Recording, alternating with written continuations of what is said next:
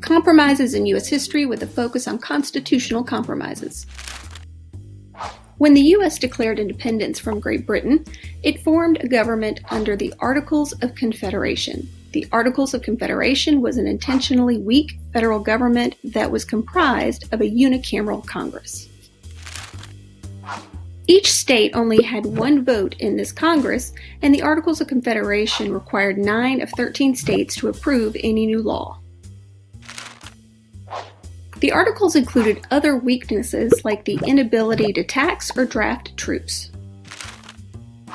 The weaknesses of the Articles of Confederation became too difficult to overcome during Shays' Rebellion. Shays' Rebellion was a massive protest of debt-ridden farmers in Massachusetts.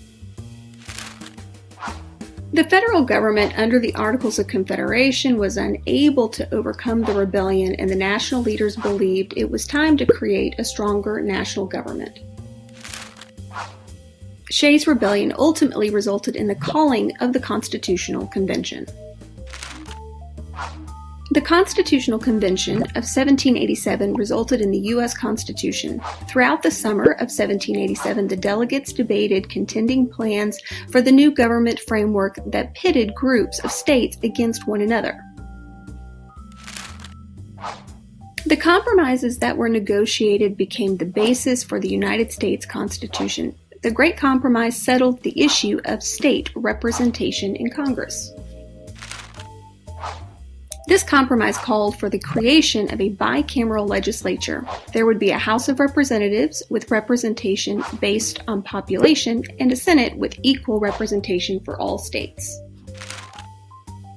When it became clear that states with large populations might have more representatives in Congress, states with slave populations wanted to count their slaves as a part of their population.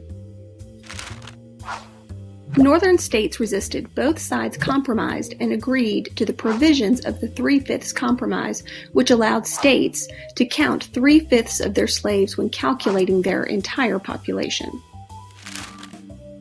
Before the Constitution could take effect, the states had to ratify the document.